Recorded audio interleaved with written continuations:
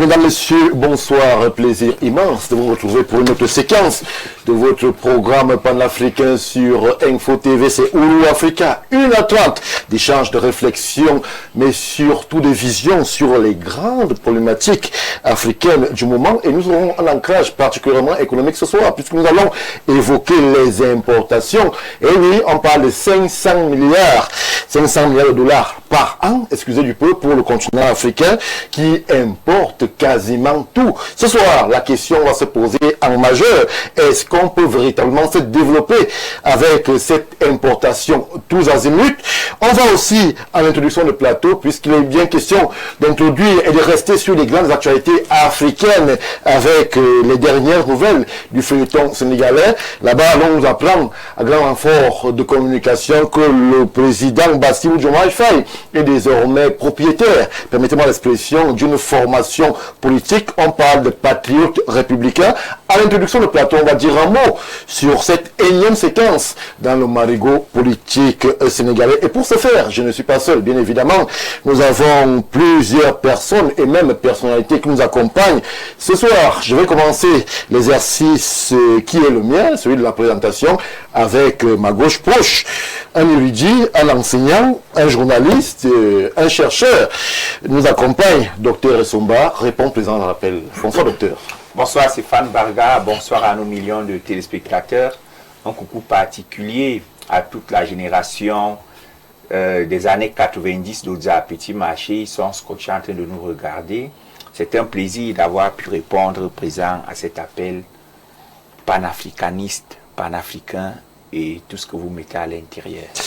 Merci docteur. Les contenus, ce sont les téléspectateurs qui décident sur ce qu'ils mettent, mais Oulu Africa, c'est la tribune panafricaine sur Info TV. Autre docteur, sur le plateau, Julien Onguene, lui, il a un ancrage particulièrement économique. C'est même l'une des figures sur Info TV qui est saisi à chaque fois que les questions économiques sont évoquées. Bonsoir docteur Julien Onguene Ateba.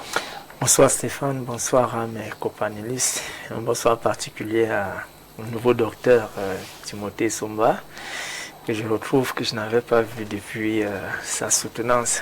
Je voudrais aussi saluer M. le maire, je crois que c'est le premier plateau que je fais avec lui, et mon frère, et puis le docteur Mbok. Toujours honoré d'être des vôtres, je suis un soldat d'Info TV, à n'importe quel endroit du monde, je répondrai toujours présent à vos sollicitations. Merci, docteur Onguene Ateba. Vous m'avez aidé dans l'exercice qui est le mien, puisque vous avez annoncé monsieur le maire, mais vous n'avez pas révélé de quel maire il s'agit. Il s'agit du maire de Ngoumou, monsieur le maire Jean-Baptiste Anvouna Atemengue, qui répond présent. Bonsoir, monsieur le maire. Bonsoir et merci de m'avoir invité. Je salue vos copanélistes que vous allez présenter. Ils sont désormais connus. Je sors de Ngoumou, je salue mes citoyens de Ngoumou et que je viens de laisser tout à l'heure, et surtout je m'empressais de venir de répondre à votre invitation vu l'intérêt du sujet économique. Oui. Beaucoup s'interrogent sur votre formation, monsieur le maire. Vous semblez particulièrement intéressé par les questions économiques. Un ancrage économique, une passion ou alors une formation dans le domaine de l'économie?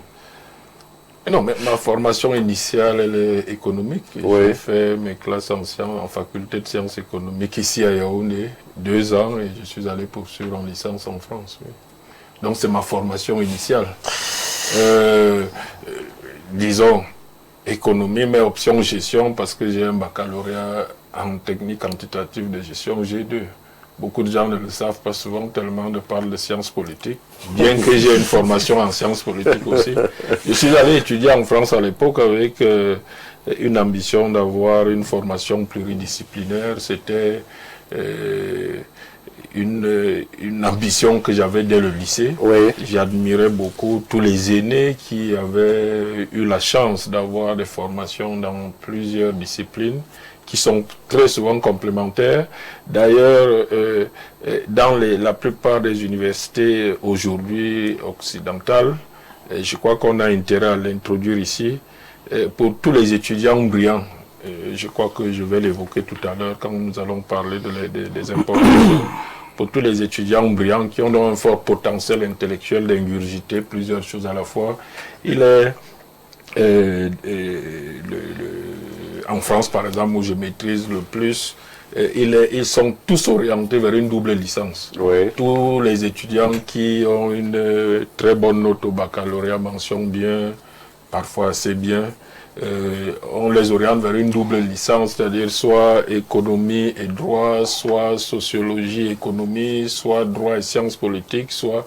Donc il y a ces parcours-là pour les élèves qui ont un certain niveau, un peu pour compenser l'écart des niveaux qu'il y a entre les instituts et les écoles spécialisées comme Sciences Po en France, l'IEP, où on permet aux étudiants qui ont une forte capacité intellectuelle de faire un triple master. Donc, quand vous voyez quelqu'un avec qui nous avons partagé un peu les bancs à Bordeaux, comme le professeur Onangini, c'est parce qu'il est passé par Sciences Po, l'IEP de Bordeaux, où les 3 premières années, il a acquis une formation de très haut niveau dans 3 disciplines.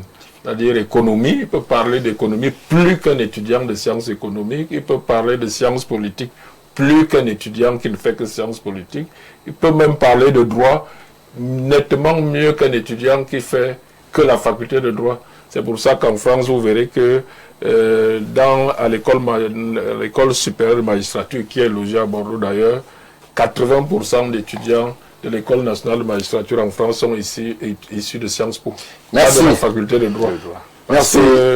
On sélectionne déjà les gens d'un certain niveau et ensuite ils peuvent tenir cette formation de triple master en 3 ans. Merci, monsieur le maire, pour... C'était mon rêve quand j'étais jeune de le faire, mais moi pour je se suis dérouler, Sciences Po. pour se dérouler sur justement les orientations estudiantines, puisque nous sommes période de résultats. Monsieur le maire va donc de façon très précise dérouler ce qui vous attend, vous jeunes étudiants, sur des filières que vous pourrez faire en attendant qu'il y ait révolution sur justement les formations au Cameroun, du côté de la France. Vous pouvez faire ces trois disciplines en même temps. Autre docteur sur le plateau, Jean-Moïse Mbok, lui aussi répond présent à l'appel. Bonsoir docteur.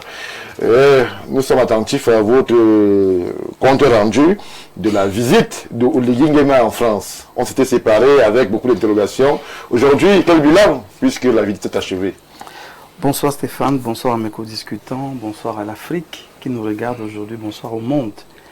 Permettez-moi de saluer les équipes techniques et naturellement le top management d'Info Télévision qui nous donne encore, j'ai envie de dire comme ça, la grâce d'être dans le panel qui permet de parler au monde et surtout des sujets extrêmement importants. Le Gabon, je vous avais dit, quand on rentre en politique, il faut savoir ce qu'on recherche. On recherche le résultat, la finalité ou le prestige. Il y a des cas de figure où il faut trouver un compromis de manière à satisfaire tout le monde. Le président de Nguema a aujourd'hui un ton qui ne plaît pas aux multinationales. Il est strict, il est direct, il est même directif, il est sur le terrain et est résolu à apporter le résultat effectif aux populations du Gabon. Il rappelle donc que la majorité des matières premières vont être traitées désormais au Gabon, que les contrats qui vont être signés devront venir être opérants ou opérationnels au Gabon. Il a donc engagé une visite d'État, c'est la première d'ailleurs depuis qu'il a pris ses fonctions de chef de l'État. Oui. Il a engagé une visite d'État et à partir de ce moment-là, les émotions tombent.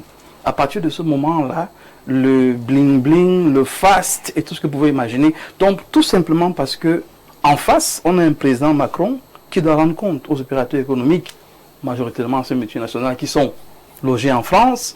Il faut leur donner l'impression qu'on n'est pas d'accord avec le ton du président gabonais, on n'apprécie pas ce qu'il dit, mais au fond, il allait pourquoi en France? Pour signer des contrats. Tous les contrats signés, c'est l'essentiel. Ont été signés et c'est l'essentiel pour nous. C'est-à-dire qu'en politique, on signe les contrats pour le bien du peuple. Votre affaire d'être reçu avec des chevaux qui ont des ailes, qui ont des cornes, avec des gyrophares, franchement, si ça arrive, c'est tant mieux. Ça n'arrive pas, ce n'est pas le plus important. Merci, et je dis que cette visite a été réussie et je salue cet homme d'État qui aujourd'hui montre qu'il ne parle pas seulement, il agit. Merci. 696 11 37 22, c'est le numéro qui va s'afficher au bas de vos écrans, sur lequel vous aurez justement la possibilité d'interagir avec ce qui sera dit sur ce plateau. Jean de Dieu Vouna, lui aussi, nous accompagne. C'est notre expert en sciences sociales. Bonsoir. Bonsoir M. Mbarga, bonsoir à vos millions de téléspectateurs, bonsoir aux co-panélistes, c'est toujours un plaisir d'être là et je crois que nous serons toujours à la hauteur de pouvoir apporter notre contribution à la construction de l'édifice qu'est l'Afrique. Je reste avec vous puisque il y avait ces interrogations sur le contenu et la pertinence de la visite en France du président Oligui. Pour vous, visite réussie, les contrats l'appellent, tout le monde est heureux malgré le couac. Les couacs, justement, en termes de symbolique de réception du numéro 1 gabonais. Je crois que la signature des contrats n'est pas le résultat des contrats.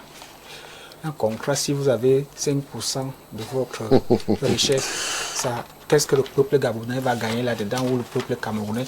L'utilité, l'important n'est pas qui on ait signé les contrats. Nous savons tous que tout se prépare en avant, mais allons au fond des contrats. Le président gabonais a dit que les matières premières seront transformées au Gabon. Je crois que quand j'ai essayé de fouiller un peu le contenu de ces contrats, il n'en est pas ainsi. Donc nous qui sommes de la société civile et qui habitons les politiques, notre but est de privilégier et de défendre le peuple d'Afrique. S'il est donc dit qu'un président dit une chose et que le contenu des contrats c'est le contraire, nous voulons tout simplement dire qu'il ne sert à rien de tenir un discours populiste à l'endroit des peuples d'Afrique pour pouvoir les promettre des choses qui sont impossibles. Nous attendons le résultat, mais pour le moment, le contenu des contrats n'est pas cohérent avec le discours du chef de l'État. C'est-à-dire la France est allée gagnante dans ces contrats-là, puisque les matières premières, comme il l'a promis, ne seront pas transformées au Gabon. Merci. On va, restant sur les questions d'actualité, revenir, Dr Somba, sur l'autre grande annonce en termes de politique du côté du Sénégal, puisque le président Bassirou, désormais, je l'ai dit, est acteur assumé politiquement. Il est sorti du giron PASTEF. Désormais, c'est les patriotes républicains qui seront son instrument, son appareil politique, tournant le dos justement à la formation qui lui a permis justement d'arriver au pouvoir. Stéphane Bargas, c'est une question logique.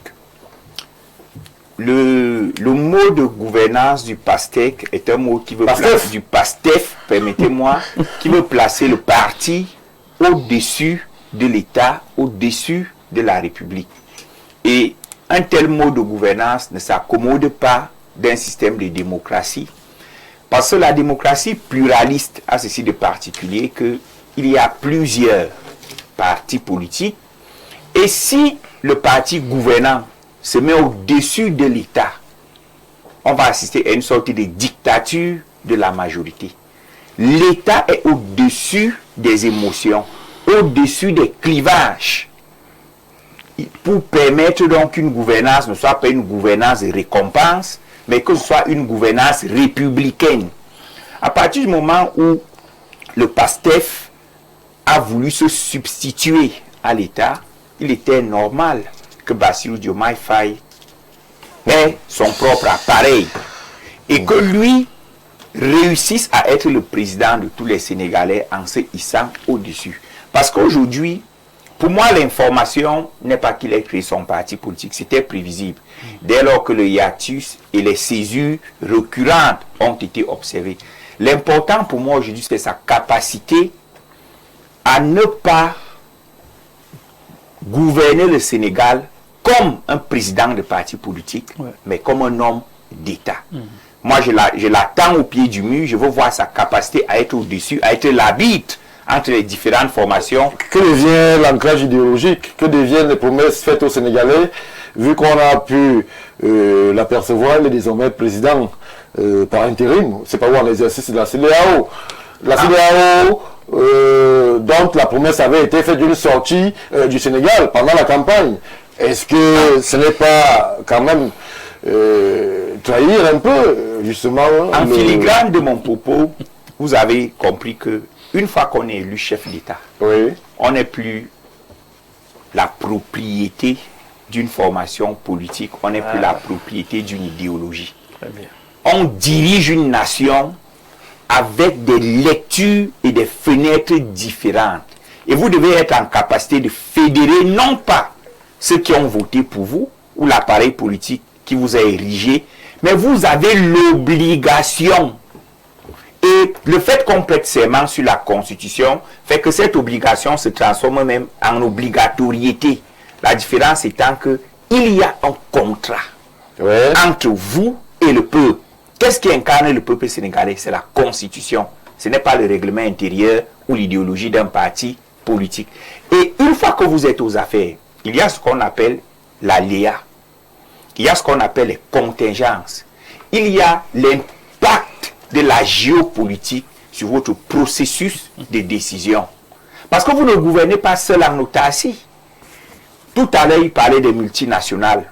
Ce sont des acteurs géopolitiques qui comptent et qui comptent parfois énormément. Il y a des dossiers secrets qui parfois peuvent faire 100 ans, 200 ans. Aujourd'hui, on parle de la dette cachée. Sauf qu'on est resté sur la terminologie dette cachée. C'est dette cachée de quoi? Et depuis quand?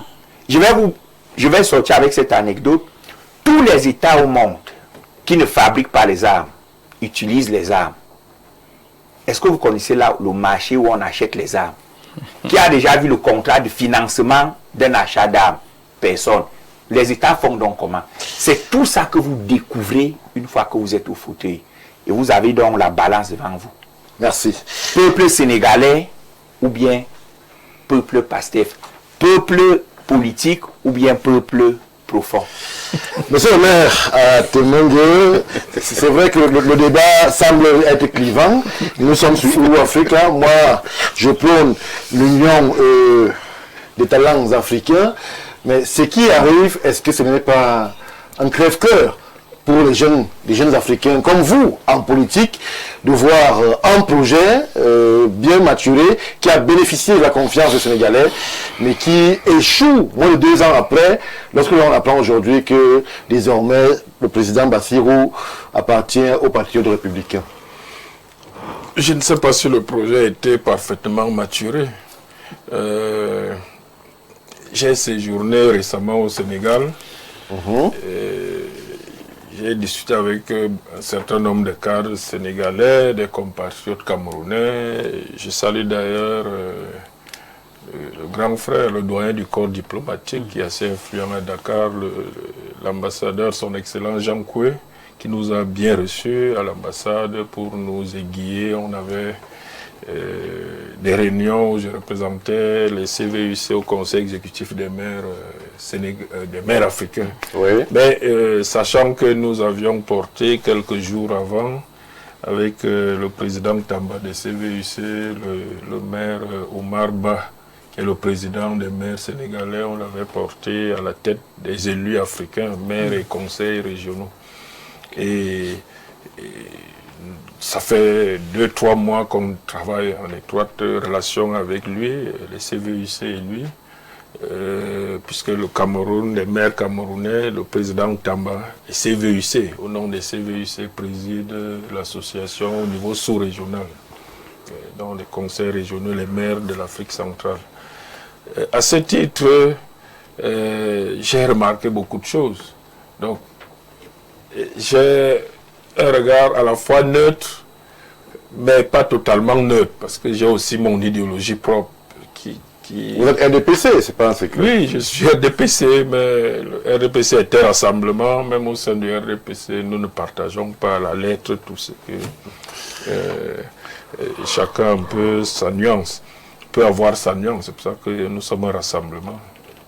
Mais je pense être biaïste. Comme Sanganya Mding, professeur. Pas à sa façon sûrement.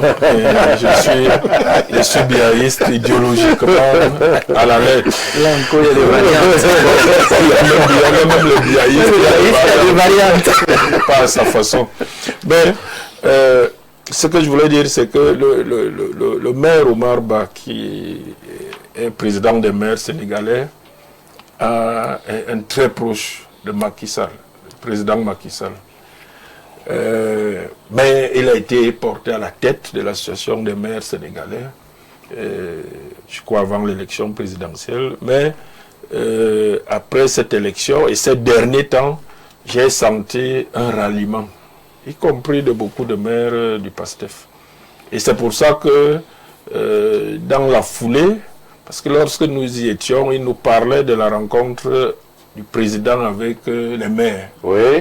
Et sur 520 maires, je crois, à cette rencontre, il y en avait 350 qui ont rallié la majorité. Mais il y a aussi eu des maires qui ont sorti de la réunion, avaient estimé qu'ils étaient tombés dans un traquenard, puisque l'objet de la réunion n'était pas clairement expliqué et qu'ils avaient été surpris de se voir d'arriver à la réunion politique. Ce n'est pas impossible, mais depuis lors, on s'est retrouvés au Maroc. Je sais qu'il y a d'autres maires, néanmoins, qui ont encore rejoint en connaissance de cause. La majorité. En tout cas, le soutien à Macky Sall. D'abord parce que... Oui, Macky Sall, mais vous parlez de Bassirou Diomaye Faye et de son corps. Non, je vais en venir. Alors, le Sénégal aujourd'hui, lorsque vous discutez avec tous les Sénégalais, et vraiment, je vous le dis sincèrement, y compris le chauffeur qui me conduisait, qui travaille à la présidence de la République, puisque ce sont les véhicules de la présidence qu'on avait mis à la disposition du maire Oumaba pour recevoir ses invités. Tous les cadres sénégalais avec qui j'ai discuté m'ont dit regretter énormément l'absence de Macky Sall aujourd'hui. Et je pense que si Macky Sall était candidat à l'élection présidentielle au Sénégal aujourd'hui, il la gagnerait sûrement et probablement avec le même score qu'Alassane Ouattara en Côte d'Ivoire. Pour quelle raison? Tout simplement pour ses réalisations. Je pense que depuis que le Sénégal existe, aucun président n'a, en dehors de l'héritage colonial, n'a transformé en si peu de temps le Sénégal. Mais c'est une dette cachée, monsieur le maire. Non, on ne va pas faire comme si c'est New York. Laissez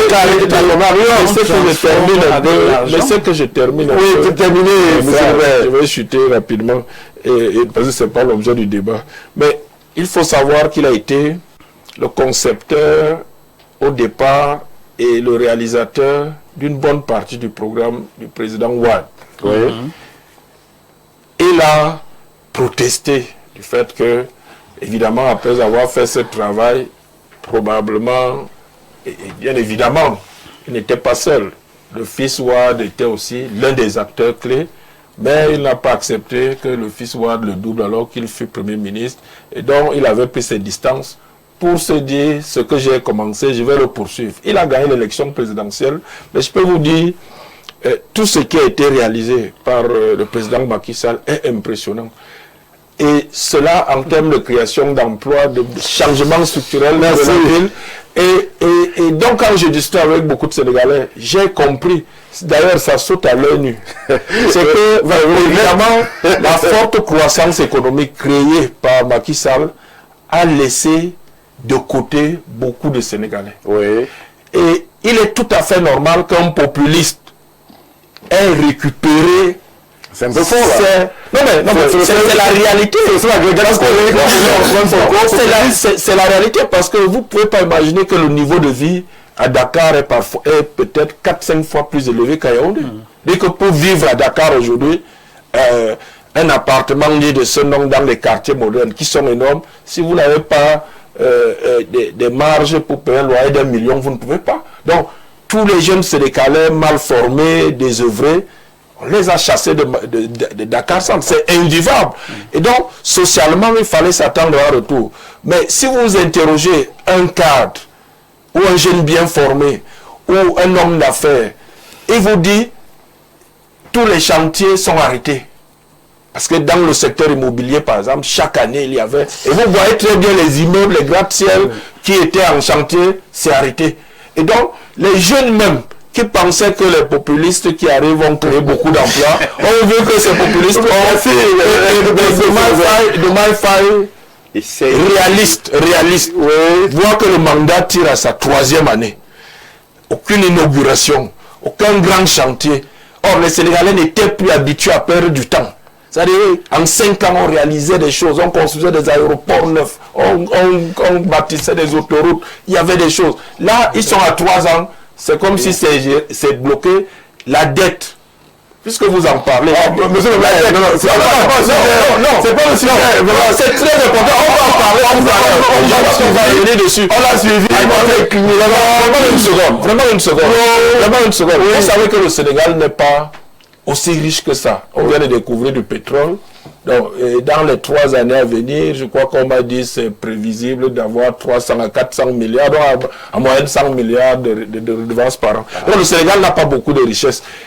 Comment le Sénégal a fait pour financer à coût de dizaines de milliards tout cela?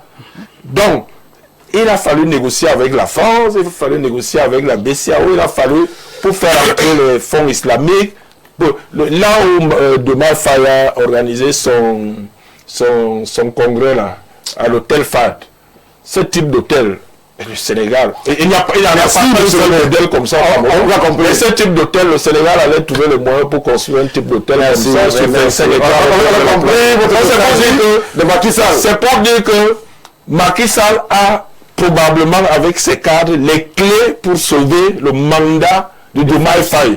Et Diomaye Faye va sauver son mandat peut-être et isoler l'autre. Merci. Avec son populisme. Merci. C'est la par réalisme. Je préfère vous donner la parole finalement. Sans question. Merci monsieur le maire. Je crois que vous avez un parti.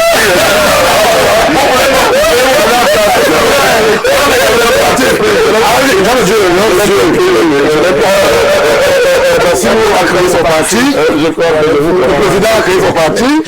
On annonce des ralliements. Monsieur le maire a fait écho des maires, des cadres qui sont désormais dans la majorité présidentielle, mais il y a aussi PASTEF qui annonce aussi des adhésions massives. Alors, à quoi est-ce qu'on se prépare? Si monsieur le maire évoque de façon presque récurrente Macky Sall, est-ce que c'est le jour Macky Sall, Sonko, qui pourrait être aux élections en 2029, ou alors Ambassirou, soutenu par Macky Sall. Sous tutelle, entre guillemets, ou alors soutenu, sous tutelle,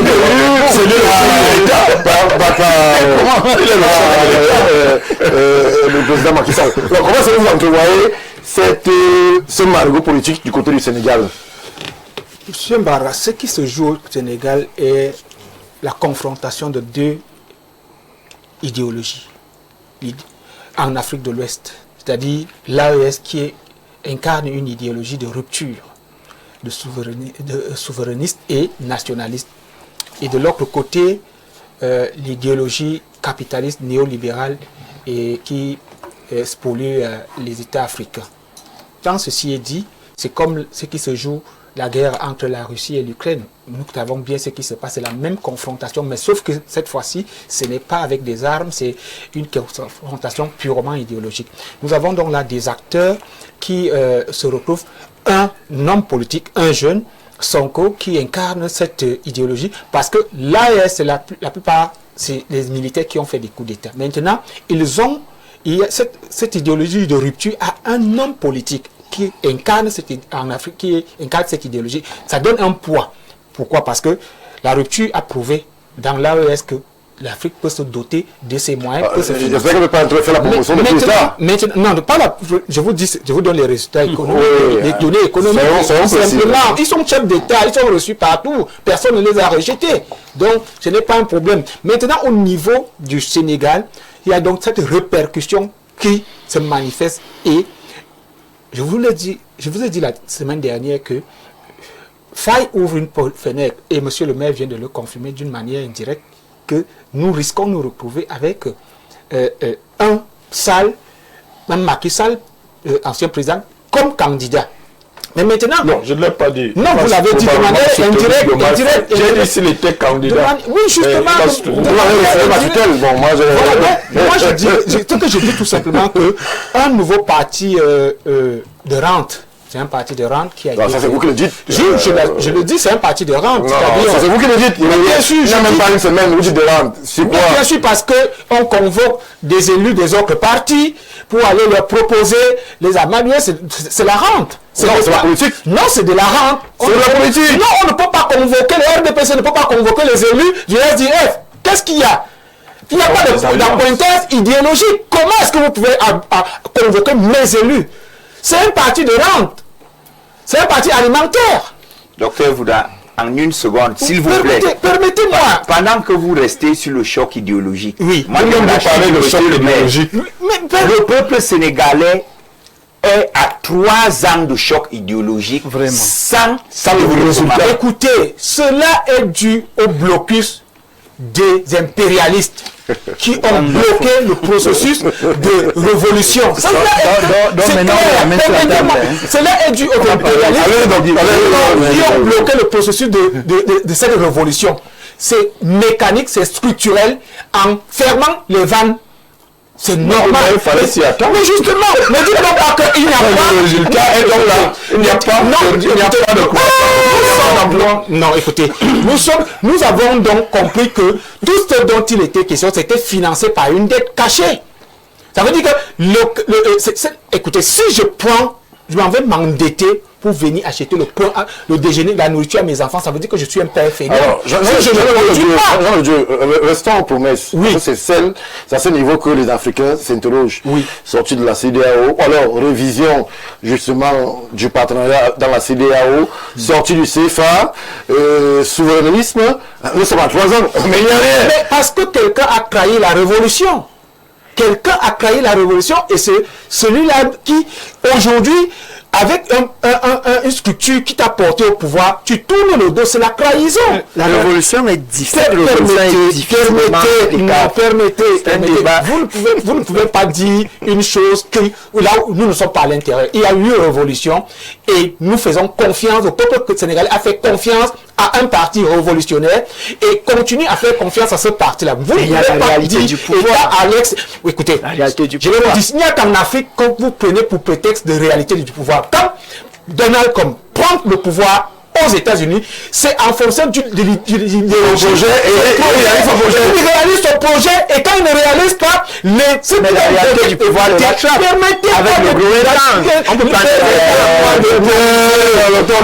trouve que ce n'est qu'en Afrique qu'on nous parle de réalité du pouvoir. Écoutez, quand vous avez dit American First, c'est une idéologie. Et il applique. Et les gens t'ont voté pour ça. Quand tu ne t'appliques pas, on te condamne. On ne devient pas chef d'État de tous les Américains. On devient chef d'État des promesses qu'on a faites d'une idéologie. Et on applique cette idéologie-là. On applique cette idéologie-là. Il est inconcevable que en Afrique, quand on arrive en Afrique, qu'on nous dise que vous savez les réalités du pouvoir. Et ne partez donc pas campagne en faisant des promesses. Ne dites pas aux gens que vous allez faire ci, vous allez faire ça. L'autre n'a pas fait ceci. Dites-nous que vous allez faire la continuité. C'est-à-dire de Macky Sall, quand vous allez arriver là-bas, vous allez continuer. Ne battez pas campagne. C'est le mensonge. C'est de l'imposture. C'est même de l'escroquerie politique. Merci. Non, mais pour les téléspectateurs, c'est important. Parce que la notion de révolution est relative. Pour moi, en Chine, Deng Xiaoping a été le meilleur révolutionnaire, plus que Mao. C'est clair. il y a révolution et révolution. Il y a une révolution bête et une révolution intelligente. Pour le cas du Sénégal, j'estime que la révolution intelligente a été justement celle de Macky Sall.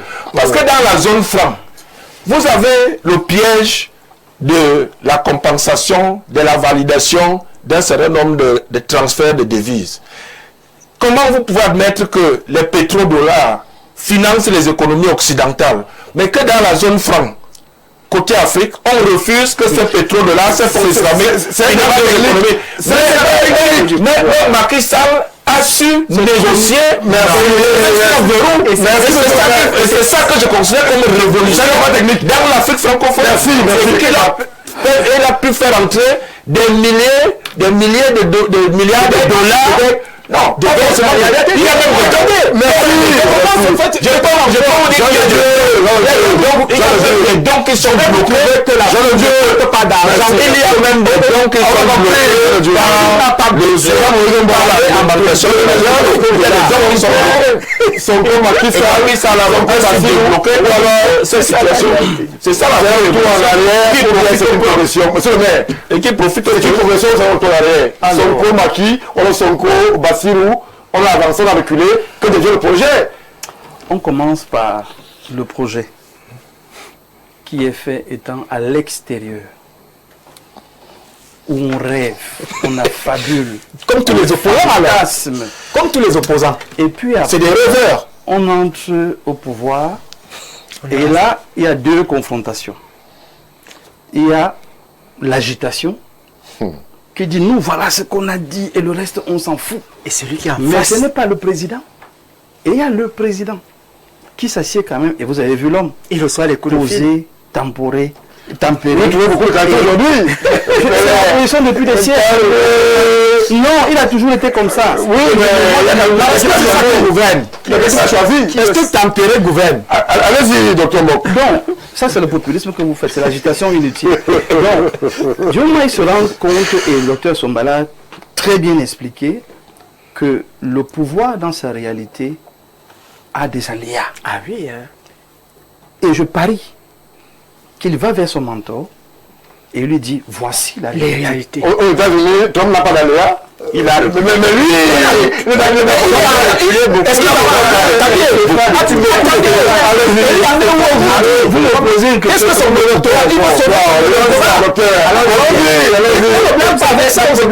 Le problème en Afrique, ce qu'on pense, c'est celui qui parle fort qui a raison. Il faut à un moment donné construire quelque chose dans la tête de ceux qui nous suivent. Oui. Je veux que l'espoir que ces deux jeunes ont suscité en des hommes politiques reste vivant. Il ne peut pas le faire puisque... Laissez-moi parler, Stéphane, laissez-moi parler. Laissez-moi parler. Je dis que ce projet est resté vivant parce qu'aujourd'hui, il y a des Africains qui se sont assis et qui ont compris que la décolonisation, c'est un processus. Ah oui, hein. Se séparer du colon, c'est la stratégie. Ce n'est pas l'agitation. Ce n'est pas les cris. Les panafricanistes de midi qui sont en train de dire qu'on casse tout, on détruit tout, mais ils sont toujours sur place. Il faut la stratégie. Lui, Diomaye a choisi la stratégie avance.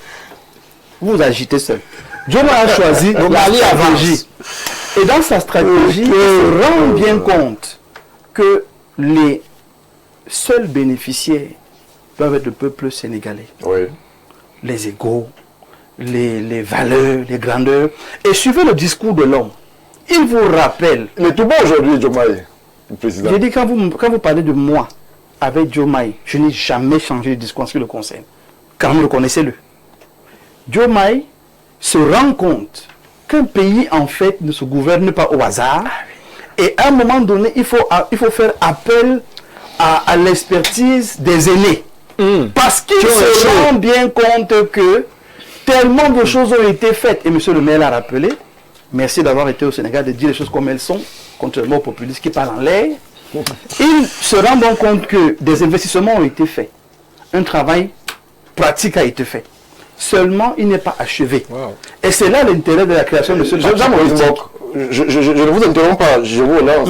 Vous pensez que les Sénégalais qui sont au Sénégal et n'ont pas vu ces investissements-là, quand ils ont décidé de rompre le contrat avec Macky Sall, ou son poulain, ou alors son poulain, et de faire confiance à Sonko et Bassirou. Et ils n'ont pas vu tout ce qu'il y a eu comme investissement, comme projet. On a chassé le misérable de la capitale. Sur un plateau, c'est très important de se parler et de s'écouter. Quand l'autre parle, écoutez-le. Oui. Monsieur le maire a très bien expliqué. Il y a une frange de la population qui a été lésée, la croissance qui a été lésée. La croissance met les gens de côté. C'est pas la croissance. Mais qui fait donc qu'aujourd'hui, ne vous agitez pas. Prenez votre temps de parole. Calmez-vous. Calmez-vous. Non, c'est vous qui devez le calmer. Tout le monde intervient. Mais non, calmez-vous. Moi, quand je parle, calmez-vous parce que moi, je ne veux pas vous couper. Donc, une frange de la population a été, c'est vrai, de la croissance. Mais le parti qui est créé aujourd'hui s'appelle comment? Ça s'appelle Kirai, qui veut dire ce qui protège. Il faut protéger. En Wolof, c'est ce qui a manqué à Macky Sall. Aujourd'hui, s'il vous plaît, aujourd'hui, Diomaye passe un message. Vous qui avez été lésés, je vais vous protéger. Je vous ramène donc dans l'escarcelle de l'inclusion, développement. Oui. Et je rappelle qu'avec 2 projets phares, l'usine de montage de l'armement militaire au Sénégal, qui a été inaugurée il y a 2 mois, et puis le tramway. Qui est de Pirate, il faut le préciser. Mais bien sûr, mais est-ce qu'un projet dans un pays sort ex nihilo? Combien de projets le président Biya a repris de M. Ahidjo? C'est la dynamique d'une nation. M. Trump a repris combien de projets de Biden? Pourquoi vous faites comme si un président arrive et casse tout et reconstruit? Non, c'est une dynamique. Et c'est là qu'il faut savoir l'intelligence de Diomaye, qui voit qu'on a fait 1 an, 2 ans, 3 ans, on s'est neutralisé. Et le peuple aujourd'hui en train de grogner n'est pas content. Qu'est-ce qu'il faut donc faire? Soit je continue à courir et à m'agiter avec l'agitateur public, soit je retourne vers ceux qui ont initié ces projets et je vois ce qu'on peut faire et évoluer. Aujourd'hui, évitons les débats inutiles. Trahison, c'est monté, c'est descendu, le peuple sénégalais d'abord. Et parce qu'il faut donc que ce peuple-là soit nourri, satisfait, puisse évoluer, on a un président aujourd'hui qui a opéré, heureusement, la rupture avec l'agitation, mais que je donne le travail. Et dans ce travail-là, je vous garantis que le fait de s'associer, l'expertise de Macky Sall, avec toutes les informations qu'il peut avoir, 1, lui permettra de gérer les aléas, 2, lui permettra de mettre en marche, et vous allez être surpris de vous rendre compte que Diomaye qui a conçu ces textes dans le PASTEF sait exactement ce qu'il veut faire.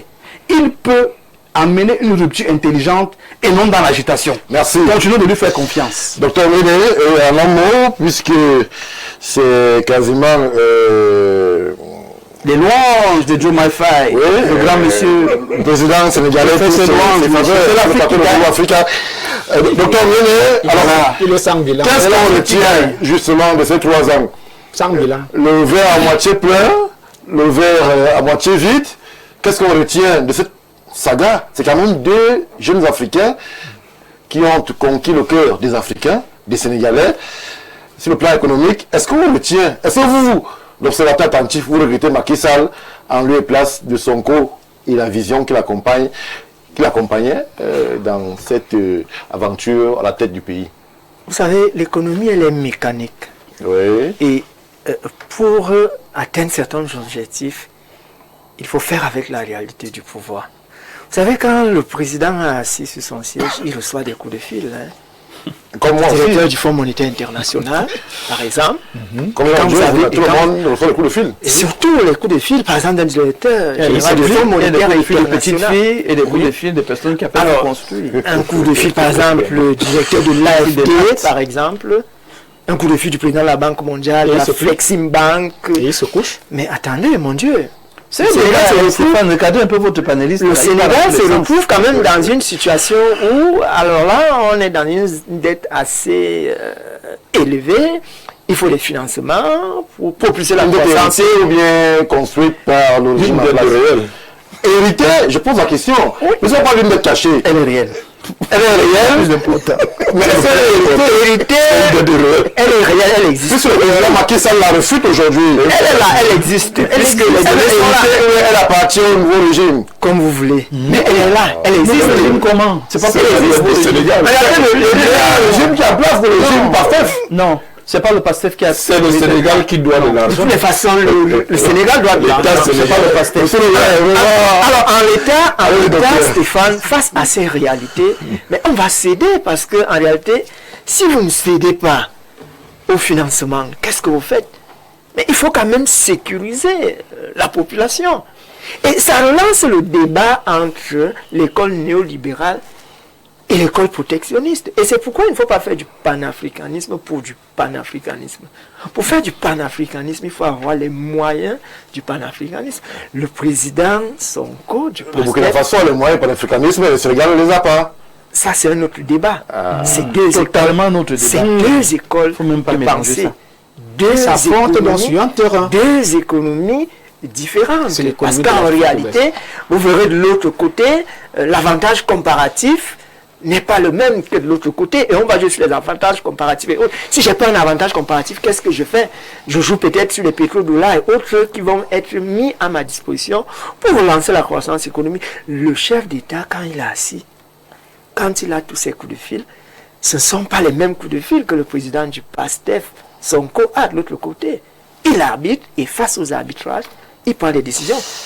Merci docteur Nguyen Teba. Stéphane, si vous permettez vraiment 30 secondes. C'est pas un thème. Monsieur le maire a mis sur la table la question de logement.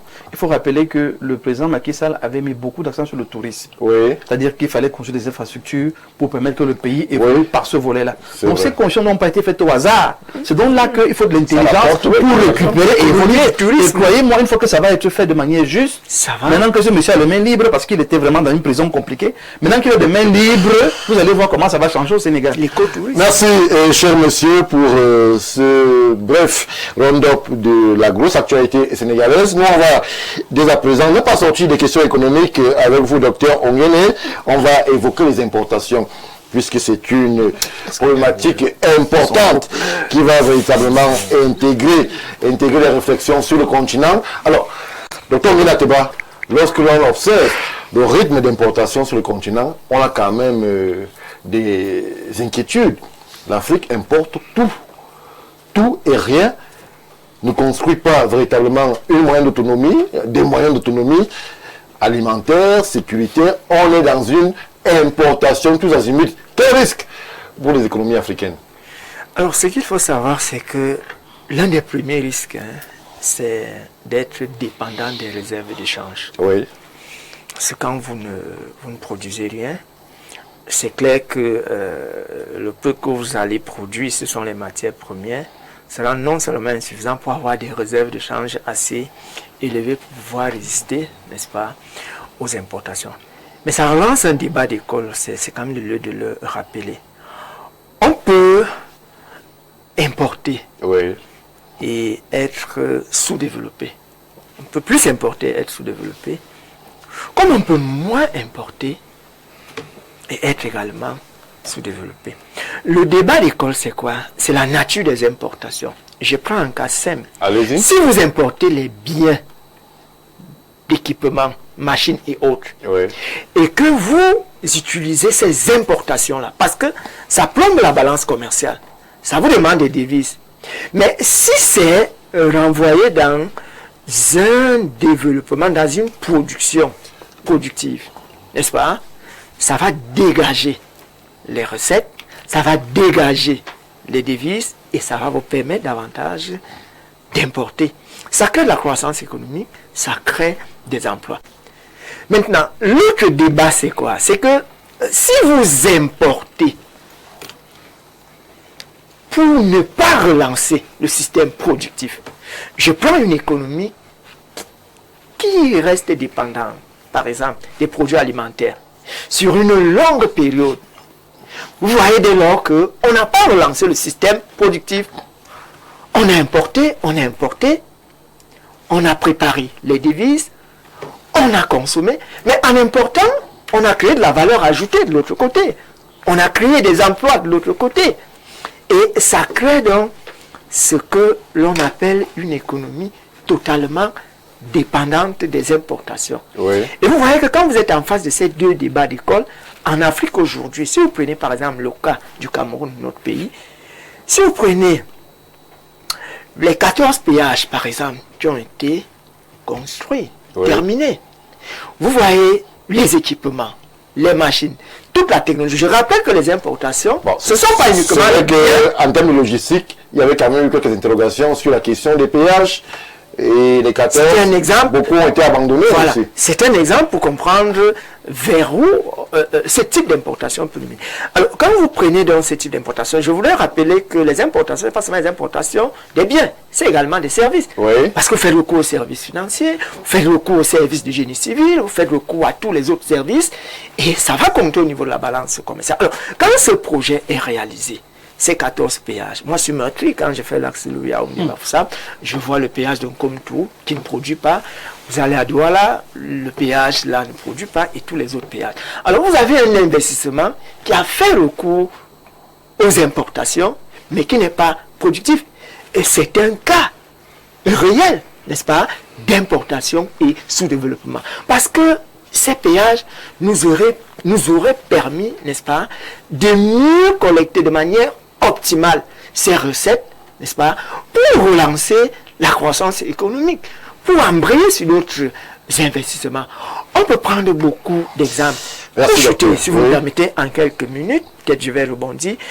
Il y a donc tout un classement de certains pays qui ont plus importé, n'est-ce pas, et dont la contribution est très faible au niveau du développement.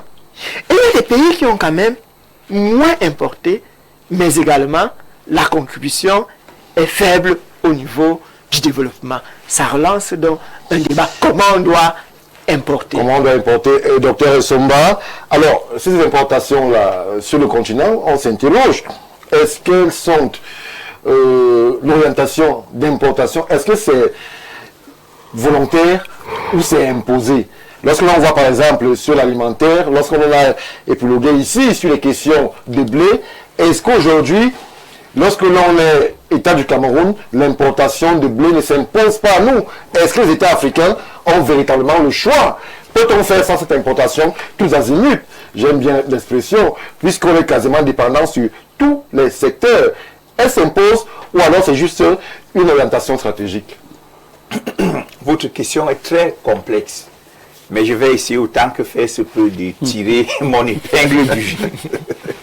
Je sors d'une journée d'études au Centre national d'éducation du ministère de la Recherche scientifique et de l'innovation, dont la thématique était le changement des habitudes alimentaires au Cameroun. Oui. Et les deux photos illustratives étaient d'un côté une mamie de coq posée sur le feu de bois et de l'autre côté le hamburger. Ce cliché me permet donc de me rendre compte que l'importation en soi n'est pas un drame. Mais il faut au départ une vision. Qu'est-ce que j'importe? En principe, j'importe ce que je ne peux pas produire. Oui. Mais est-ce que je me rends dépendant ad vitam aeternam? Raisonnons par exemple, docteur, j'importe ce que je ne peux pas produire. Nous sommes au Cameroun. Est-ce que le Cameroun est incapable de produire du blé? Je vais chuter à ce niveau. Allez-y. Qu'est-ce que j'importe? Pour combien de temps j'importe? Voilà des questions préalables qui doivent être posées. Une fois qu'on a répondu à ces deux questions, on conçut donc un projet. Et c'est là où il y aura la distinction entre l'importation de consommation, qui peut être assimilée à de l'importation de subsistance, Oui. davantage les produits laitiers, les produits alimentaires, et l'importation des technologies. Dans l'importation des technologies, on va distinguer deux variantes. L'importation des biens et des équipements et l'importation de la connaissance à travers le fameux transfert des technologies. Or, lorsque vous lisez la plupart des documents stratégiques des États africains, vous ne voyez pas le timing, le calendrier. Pourquoi on importe du blé? Peut-être parce que la farine de blé est la meilleure pour produire du pain. Mais il n'a jamais été question d'importer le blé pendant 100 ans. Et c'est la raison pour laquelle le chef de l'État a débloqué 10 milliards il y a 2 ans pour que le Cameroun relance la production du blé. La Sodeblé a existé. On peut la doper. L'IRAD et le ministère de la Recherche scientifique ont fait des champs expérimentaux qui ont démontré qu'on peut cultiver le blé au Cameroun. Mais il y a un problème. L'IRAD est un établissement public administratif qui n'a pas vocation à rentrer dans le jeu du commerce, dans le système marchand. Raison pour laquelle ce sont les industriels qui doivent donc venir s'approprier la technologie et cultiver le blé. Mais ce ne sont pas les économistes qui vont me démentir. Il y a donc un problème qui se pose. En théorie économique, il est clairement établi que lorsque le coût de production d'un bien est plus élevé que le coût d'importation, eh bien, vous importez. Oui. Vous ne pouvez pas demander aujourd'hui à Congelcam sans publicité d'honorer son contrat qui stipule qu'au bout de 10 ans de monopole, il devra avoir des étangs de poissons pour ne plus importer. Sauf qu'au bout de 10 ans d'importation, il s'est rendu compte qu'il n'a pas de mot de tête. Dès qu'il a voyagé, il a acheté son poisson en Thaïlande, il l'a mis dans le conteneur, les transitaires autres gèrent le reste. Il n'a pas besoin de 1000 employés autres. Vous lui demandez donc de devenir un agripreneur qui va aller suivre les étangs de poissons. Il y a quand même la responsabilité de l'État stratégique, puisque si on parvient à justement confier les monopoles, vous avez bien utilisé le terme, ça veut dire que la vision de l'État peut être engagée à ce niveau. Il n'y a pas un problème, il y a un contrat. C'est bien parce que ce sont les économistes, donc sciences exactes, qui parlent eux-mêmes d'aléa. Il y a donc l'aléa humain, la part du gain, et l'aléa humain va impacter très négativement notre modèle économique parce qu'on a un défaut de régulation. Et vous allez voir que le nœud gordien de la question des importations réside davantage au niveau de la régulation. Oui. On doit réguler les quantités, on doit réguler les périodes, on doit construire des stocks et on doit préparer l'intelligence nationale à prendre le relais. Tout le monde se rend compte aujourd'hui que je vais sortir peut-être par là, que l'automobile chinoise connaît un grand boom. Au point où les plus grands groupes automobiliers du monde se sont réunis pour penser comment faire face. Mais qu'est-ce qu'on attend? C'est simple, amener les Chinois au moins à venir monter les véhicules ici, pour qu'il y ait un transfert de technologie qui va nous faire avoir les mêmes biens, générer de la valeur ici. Est-ce que c'est accepté? Nos partenaires qui arrivent, ils ne veulent jamais faire ce transfert. Ce n'est pas nos partenaires. C'est la manière de négocier. Ils ne veulent jamais. Nous avons plus d'exemples à se déposer sur la main, les transferts de technologie et de compétences. Il y a des transferts de technologie consentis. Voilà. Et il y a ce qu'on appelle l'intelligence économique. Comment est-ce que Hyundai a fait pour avoir aujourd'hui l'un des meilleurs véhicules? C'est un partenariat boursier entre la République de Corée et le groupe Mercedes. Les meilleurs ingénieurs coréens allaient travailler à Mercedes. Mais en arrière-plan, avec un projet, il y avait un projet civilisationnel coréen. Dès qu'ils prenaient la retraite en Allemagne, ils rentraient. Parce qu'il y avait une vision d'avoir une industrie autonome automobile coréenne. C'est donc là que les idéologues économistes de l'État doivent s'asseoir. Oui. Aujourd'hui, qui peut nous dire au Minepat pour combien de temps avons-nous encore à importer le maïs? Dès que vous n'arrivez pas à chiffrer, à vous situer dans le temps, dans les quantités, ça veut dire que c'est un problème de cécité stratégique. Et là, on est obligé d'accuser, non pas l'État, parce que l'État, c'est nous tous. Nous, on n'est pas dans les cercles de pouvoir. On est obligé d'accuser les gouvernements africains. Merci. Monsieur le maire, je me tourne vers vous, puisqu'il est question aujourd'hui de pointer du doigt un frein, et ce n'est plus un secret, ces importations tous azimuts posent problème. Pas de transfert de compétences, un tissu local fragilisé. Lorsque l'on sait que nos pauvres entreprises africaines seraient incapables de satisfaire même un marché régional, est-ce qu'il n'est pas temps aujourd'hui de véritablement poser la question de la dépendance des États africains à ces importations. On a vu avec le cas du blé, il a suffi qu'il y ait quelques secousses en Ukraine, c'était la famine. On avait vu le président Macky Sall, que vous affectionnez particulièrement, du côté de Kiev, où il suppliait quasiment qu'il y ait cette groupe-là. Il négociait, bon. Il avait très fort. Et il suppliait aussi, on l'avait vu à l'époque. Aujourd'hui, est-ce qu'il n'est pas question de construire Quelle affirmation. une dépendance, c'est-à-dire une indépendance africaine en termes d'importation? Comment est-ce qu'on a construit, mais surtout sur quels agrégats, puisqu'il est clair que la production locale peine à satisfaire nos marchés? Je ne suis pas un fanatique du président Macky Sall. Il ne faut pas dire que je l'affectionne particulièrement. J'apprécie le travail qu'il a exécuté. Il a justement aussi... il avait des lacunes. La première des lacunes, c'était que la croissance forte qu'il a engagée n'était pas assez inclusive. C'est ça qui a ramené ces populistes au pouvoir. Deuxième lacune, c'est peut-être aussi la problématique de l'épine des droits de l'homme qui lui colle à la peau aujourd'hui avec des décès, des malheureux décès qu'on aurait pu éviter à la fin de son mandat. Donc, nul n'est parfait. Tout à fait. Je ne suis pas son fanatique. Je préfère de loin, je le dis souvent, j'admire beaucoup. Depuis que je suis étudiant, avant même qu'il soit président, je l'admirais beaucoup, le président Ouattara. Lorsqu'il était déjà premier ministre de Côte d'Ivoire, sous Houphouët-Boigny, j'étais jeune étudiant en sciences économiques justement, et revenant du FMI, j'admirais beaucoup ce qu'il faisait à l'époque. Revenons à l'essentiel. Et je suis resté plutôt, s'il faut dire, fan de lui. Oui. Après Paul Biya, bien sûr. Indépendance, les deux sont amis, dépendance et partagent beaucoup de valeurs. Dépendance. On va compris, monsieur le maire. Bon, sur l'essentiel.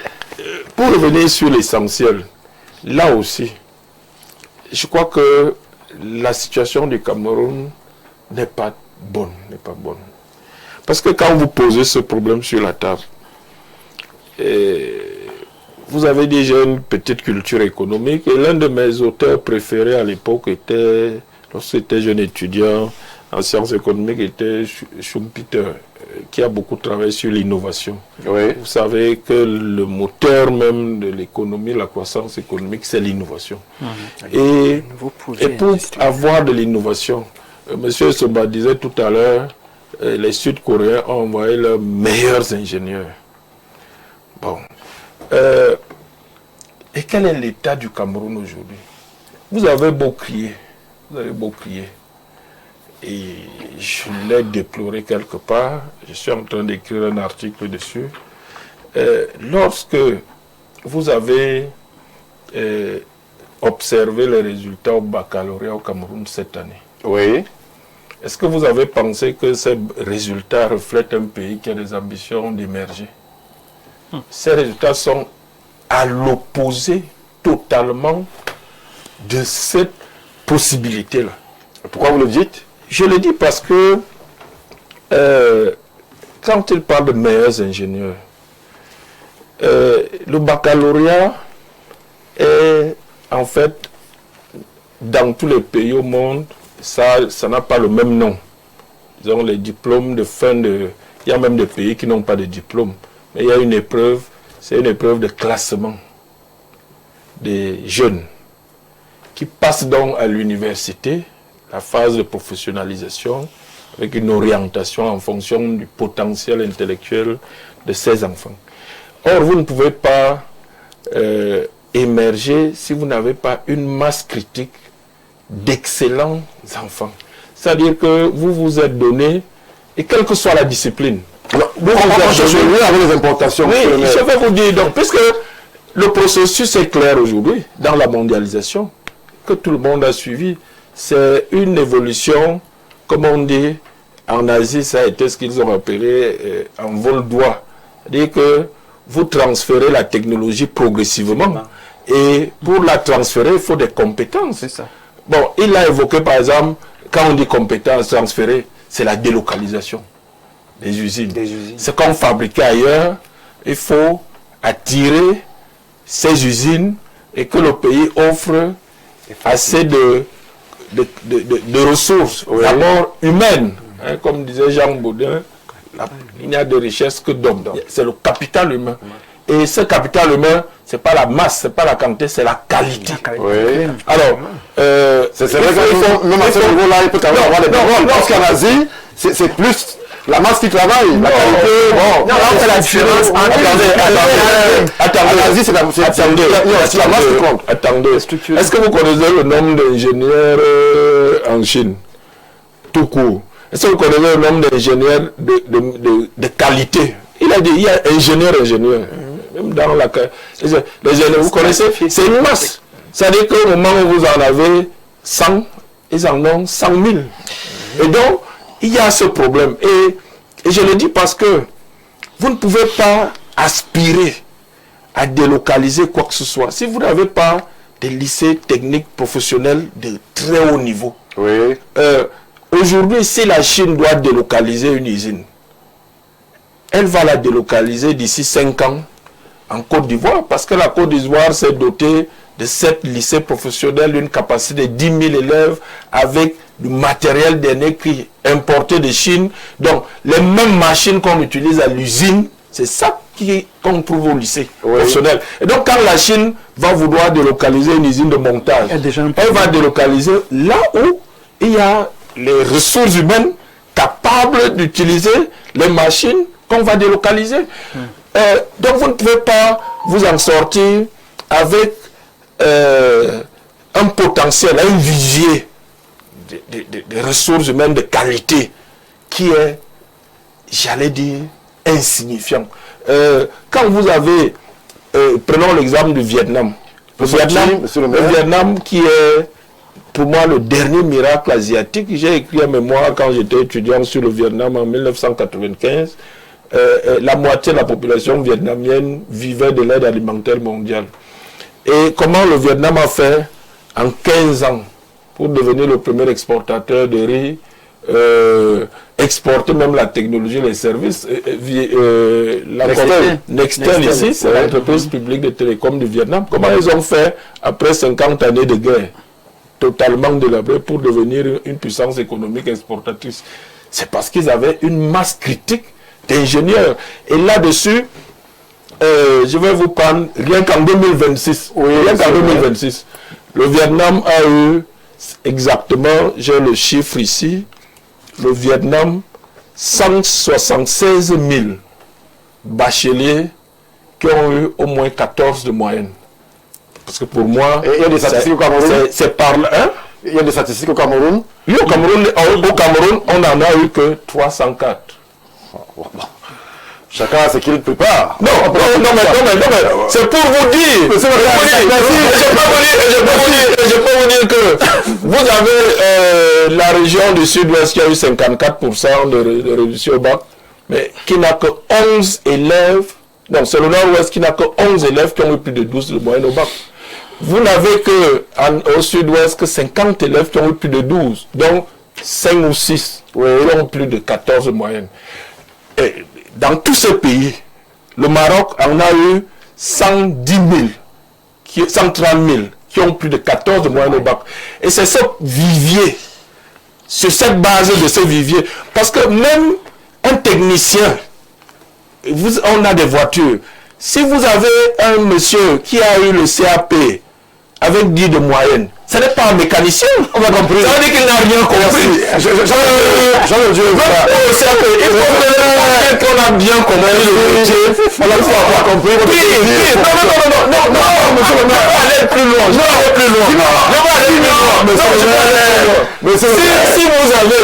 Si vous avez ceux qui vont enseigner, parce que ceux qui ont obtenu le bac cette année, ils peuvent entrer à l'école normale en septembre pour enseigner d'autres.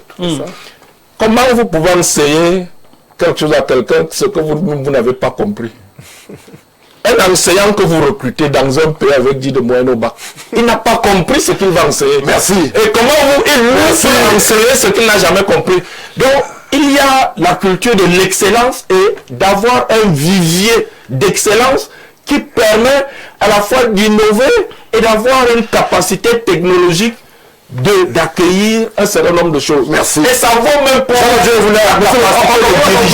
capacité de diriger. On a compris votre point de vue. Finalement, on a signé au Cameroun de dirigeants, d'ingénieurs de haut niveau, d'enseignants, de bons chercheurs comme monsieur. Cette année, on a produit un vivier sur 100 000 candidats au bac que de 1700. Merci. Vous voyez que vous pensez qu'on peut inverser la tendance avec une question. Monsieur le maire, vous avez un pessimiste. Sur un débat de ressources humaines, moi je pose un débat qui a trait à justement. On parle d'importation. Oui, on est d'accord. On est d'accord. C'est vrai que vous allez faire.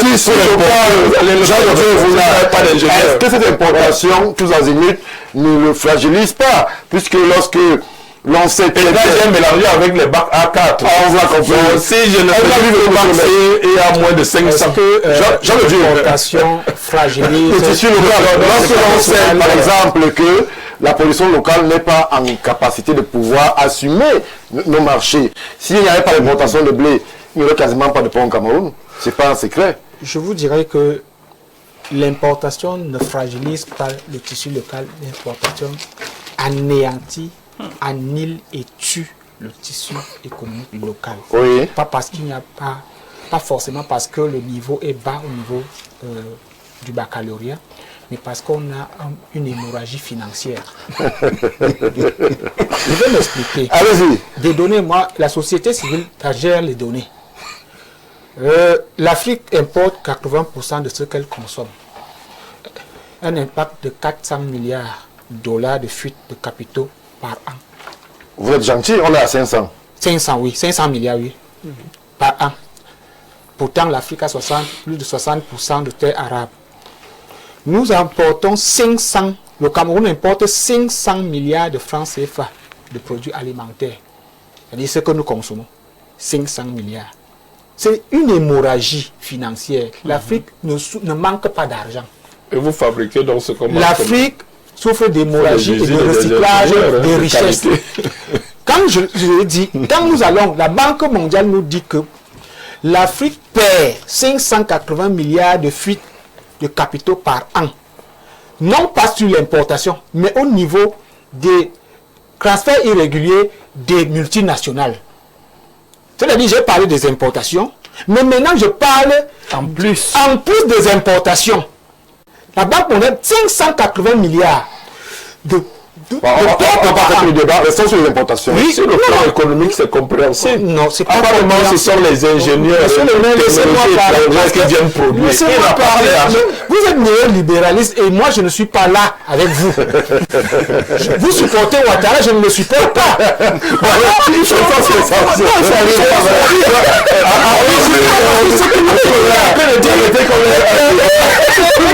La définition de la valeur ajoutée c'est clair, nous parlons même en économie. Quelle est la définition de la valeur ajoutée de Carl Marx? Laissez-moi continuer de donner de ce que notre peuple souffre. Pourtant, les PME africaines emploient, les PME africaines, c'est 90% d'emplois. Oui. En fait. Mais avec un déficit d'environ 300 milliards de pertes. Ça veut dire que l'Afrique ne manque pas d'argent. Là, on est dans les conséquences. Je vais vous donner la raison. Je vais donner l'une des raisons, parce que vous avez commencé à donner les raisons. Pourquoi donc les conséquences? Parce que nous n'avons que des banques commerciales, pas des banques d'investissement. Parce que c'est les banques, c'est la mobilisation de l'épargne qui fait qui finance l'industrialisation et tout. Par exemple, comme le Cameroun a entamé avec cette nouvelle boîte, elle s'appelle comment, qui rassemble, qui mobilise l'épargne. La CEDEC. C'est une bonne initiative, c'est un projet stratégique et je suis pour de ce que le directeur général ne veut pas céder notre épargne interne au niveau je suis aussi nationaliste. Oui, c'est même l'argent. J'étais de disant que nous avons un déficit de plus de 300 milliards. Parce que nous n'avons pas de banque d'investissement. C'est les banques qui financent, les banques africaines qui financent l'importation. Pourquoi? Parce que le cycle est à court terme. Au lieu, et le docteur est au maladie, au lieu qu'un importateur se dise, j'ai déjà fait 10 ans d'importation, et que parce que l'importation, c'est la rente à court terme. Maintenant, j'ai pu avoir un capital pour lancer progressivement la production. Mais l'État l'abandonne, lui donne tout un levier où il ne produit rien, le monopole, où les banques continuent à le financer. C'est-à-dire, il achète, il n'emploie même pas autant de personnes, alors que la production emploie. Donc, l'un des problèmes d'importation, c'est lorsque nos États vont mettre des restrictions au niveau des banques, de telle sorte qu'ils imposent aux banques un taux de financement de la production locale. Parce que l'importation, qu'on le prenne à gauche, qu'on prenne à droite, qu'on dise que les enfants ont eu 5 au bas, on peut avoir 5 aujourd'hui, hein, mais demain, si on se rattrape, le cerveau est fait pour évoluer. Le cerveau n'est pas stagnant. Les gens sont allés à l'université, peut-être avec 10 de moyenne, ils se sont arrivés là-bas, ils se sont améliorés. On ne forme pas les États à l'université francophone. Je dis tout simplement que c'est pas l'université. Tant que les banques faut de grandes spécialisées à la solde des importations, ou chaque fois que chaque produit importé est un emploi exporté, nous devons le retenir. Il n'y a pas de bonne importation, que ce soit au niveau des machines, des technologies, que ce soit même au niveau, parce que tout doit, à un moment, on a parlé d'innovation aussi. Il n'y a pas d'économie sans innovation. Merci. Si nous restons simplement dans la logique... Merci Jean-Dieu.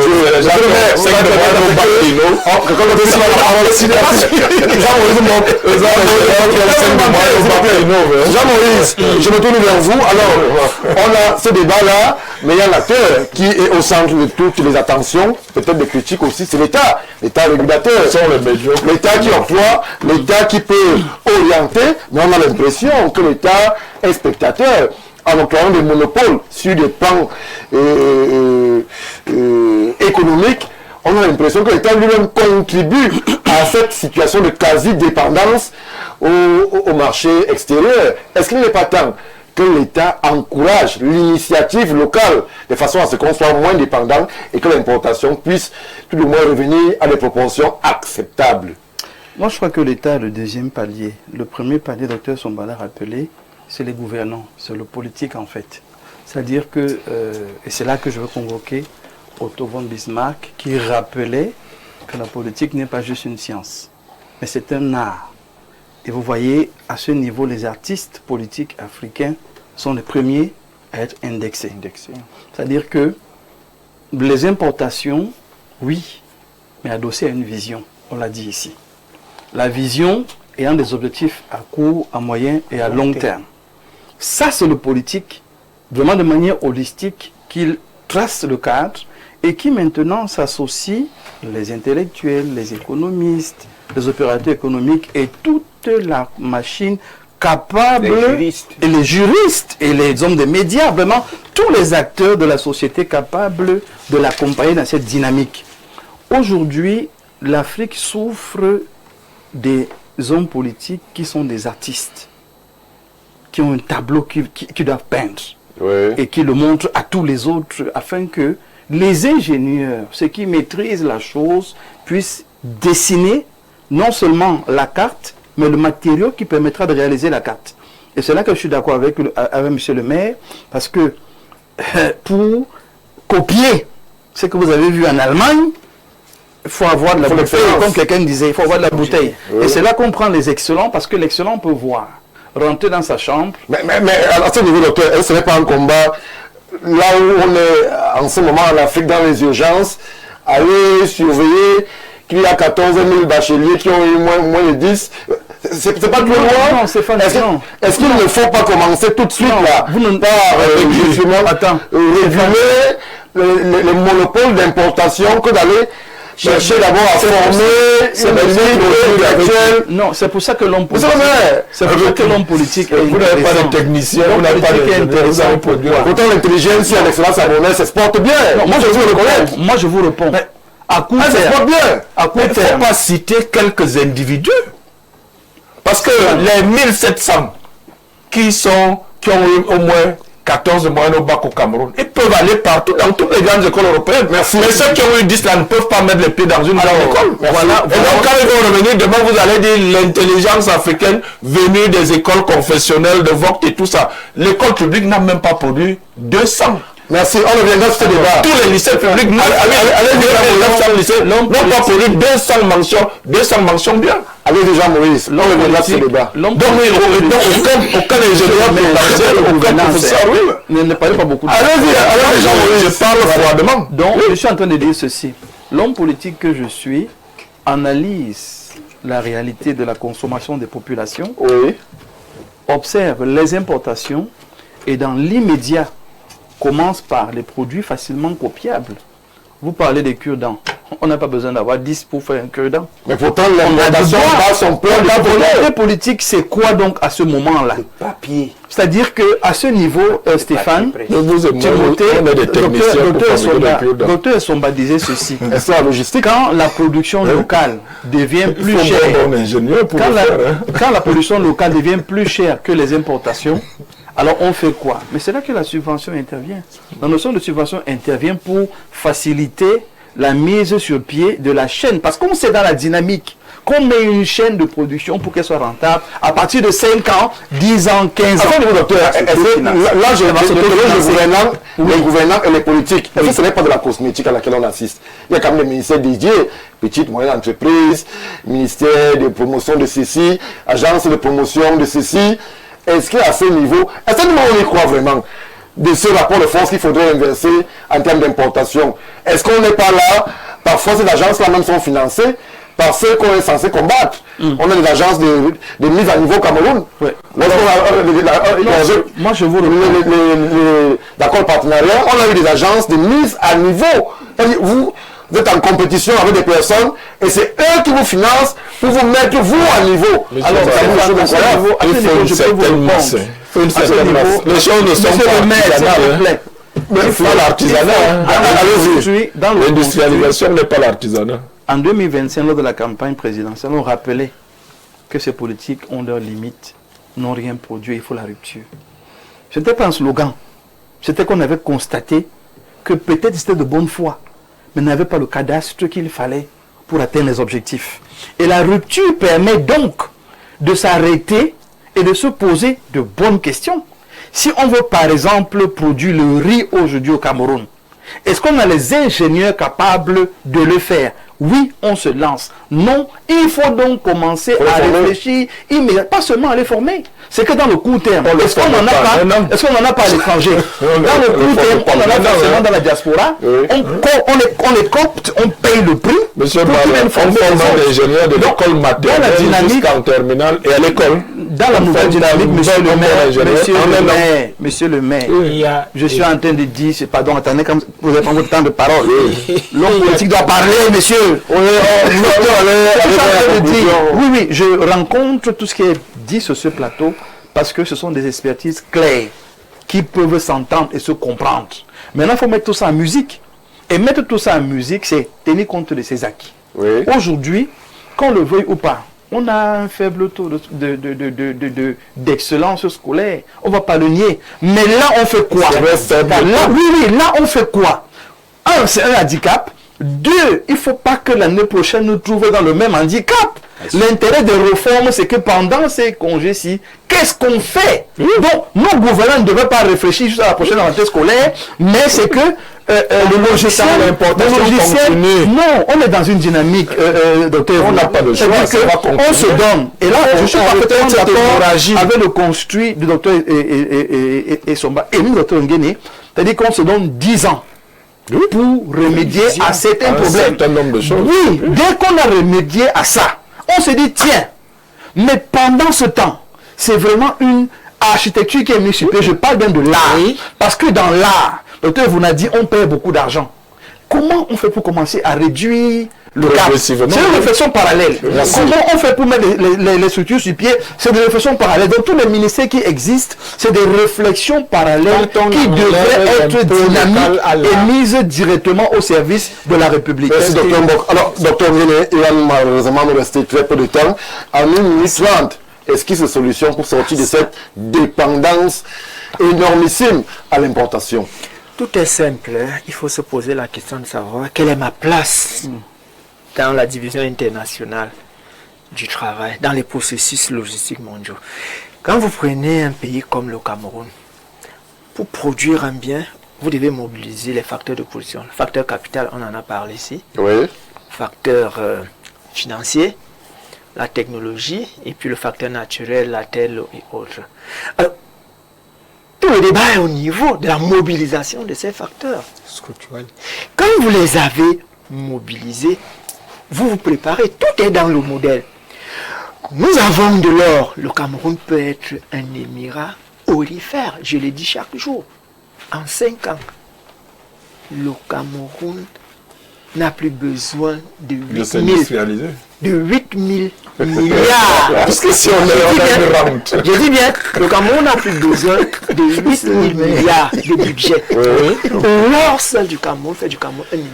Vous préparez ces facteurs de production et vous projetez. Je prends un autre cas simple. L'industrie du fer. Qu'est-ce qui explique qu'il y ait autant de motos en route chaque jour? Le fer de Mbalam. Le Cameroun peut être dans la situation. Merci docteur. Deux propositions. On fait pour le docteur Ongela Teba. Voilà. Docteur Somba. En juriste, je presse pour ma chapelle. Il y a une mesure qui est détestée par les néolibéraux, mais je propose une version modérée, le protectionnisme éclairé. Ouais. Il faut que les États se servent de la norme pour imposer certaines habitudes. Et c'est ça qui va nous permettre de lutter contre le clientélisme. Comment vous pouvez imaginer que la Sosucam aujourd'hui est en train de se mourir parce qu'en sous-main, on a donné des licences d'importation de sucre aux gens. Celui, Somdia, qui quitte le Cameroun pour une dette de 33 milliards. Donc, il est incapable de payer 33 milliards de dettes au Cameroun, mais il va investir 100 milliards en Côte d'Ivoire. le modèle. Le clientélisme. C'est dans le modèle. Et on régule. Qui doit gérer tout ça? C'est l'État, pas le droit. Frédéric disait, l'outil de production est plus important que ce que l'on produit. Il faut renforcer nos outils de production. Tant qu'on ne le fait pas, il y a un problème. Et tout ce que M. le maire a dit, je vais encore convoquer un auteur, François Pérou, qui fait du capital humain le moteur de l'industrialisation. Le moteur de la production. Monsieur le maire, Le moteur de la production. s'il vous plaît, une trente. Comme je vais évoquer, je vais plus revenir sur le capital humain. Et comme il a évoqué des rentes, la l'or et le malafron. Effectivement, ce type de rente peut structurer durablement l'économie. Facile à avoir des... Mais encore faut-il, et tout ça revient au capital humain, parce que si les États-Unis, vous voyez l'histoire économique des États-Unis, c'est la ruée vers l'or à l'ouest, et les champs aussi, c'est ça qui a fait que, d'abord, par le chemin de fer, une expansion territoriale, une unification du pays, et l'entreprise qui a fait ce chemin de fer, c'était pas l'État, c'était la première grande compagnie c'était une entreprise privée. Donc, quand vous avez des rentes comme ça, ce chemin de fer a servi l'économie pendant un siècle, avant que la voiture de Ford n'arrive, avant que l'avion n'arrive pour aller plus vite. Ça a rendu service structurellement à l'économie pendant un siècle. Or, quand vous avez, et là c'est le même problème, vous n'avez pas d'ingénieurs. Nous n'en avons pas, même potentiellement, parce que les résultats du bac de cette année montrent que nous ne pouvons même pas avoir de bons ingénieurs. Zéro. On ne s'est pas préparé. Cette année. Et si on poursuit, l'année dernière, c'est le cas. Donc, vous n'avez pas d'ingénieurs. Ça veut dire quoi? Ça veut dire les ingénieurs chinois vont venir. Ou je ne sais pas qui, vietnamiens et tout ça. Ils vont exploiter le fer. Monsieur le maire, je ne vous coupe pas. Ils viennent en pirate. Même l'or que vous dites là. Il faut avoir des ingénieurs. Merci. Pour tirer l'or du sol que sur lequel nous marchons. Et si les Chinois viennent, ils le tirent et ramènent, l'or et le fer ne vont pas produire les mêmes effets qu'ils ont produits ailleurs. Merci, parce qu'ailleurs, c'était pas les Chinois et les Indiens qui venaient prendre l'or à l'ouest des États-Unis, c'était les Américains, des Européens, mais devenus Américains, qui utilisaient ça pour eux-mêmes. Et ça a eu des conséquences pour l'économie. Premièrement, c'est la rupture avec la dynamique actuelle qui veut qu'on consomme, tout simplement, et qu'on ne pense pas à demain. Oui. Il faut rompre avec cette dynamique-là. Deuxièmement, c'est donc se mettre en plein dans le défi de la mondialisation. C'est que dans 5 ans, le Cameroun doit être où? Avec quoi? On fait donc des états, entre les états des biens, des ressources, des personnels et ainsi de suite. Ça fait que ce que nous n'avons pas, que ce soit en termes de produits ou d'ingénieurs, nous allons devoir le prendre le temps de. Docteur Soma parlé de transfert de technologie. Le temps de. Donc il y a un construit dans lequel nous devons rentrer en nous donnant un timing. On vole même la technologie. On vole la technologie. Voilà. Donc ça fait que dans 10 ans, on devrait arriver à non seulement localement, le défi qu'on se fixe, dans 10 ans, on devrait normalement produire et le blé et le riz et tout ce que nous avons. C'est possible dans 5 ans. C'est politique. L'homme est une richesse numérique et le niveau de conscience est une richesse empirique. Nous avons besoin de lever le niveau de conscience. On peut avoir tous ces ingénieurs, mais s'il n'y a pas des mécanismes mis en place pour créer, par exemple, le niveau de conscience qui peut nous doter des fonds. Structure mentale. Oui, c'est-à-dire les fonds de pension. Par exemple, si la CNPS devient crée un fonds de pension, parce que dans tous les États, il faut le fonds de pension pour financer l'industrialisation. Il faut les moyens à côté au niveau des... Il faut les moyens à côté. Mais ça fait le pension capital financier. Comment on trouve le capital financier? Le niveau de... Merci.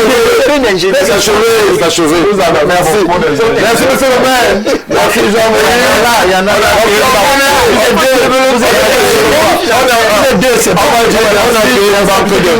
ça fonctionne. Merci à tous ceux qui nous ont écrit. Le prochain lundi 21h. Merci. Merci à vous-même aussi. Merci.